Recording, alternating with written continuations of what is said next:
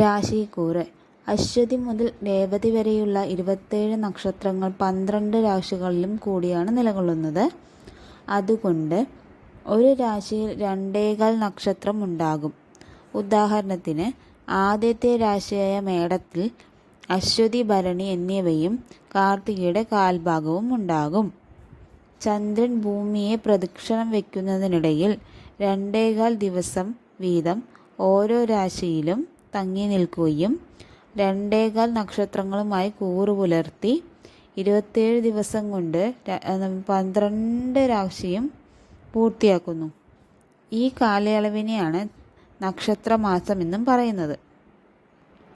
അതുകൊണ്ട് ചന്ദ്രസ്ഥിത രാശിക്ക് ജ്യോതിഷത്തിൽ കൂറ് എന്നും പറഞ്ഞു വരുന്നുണ്ട്.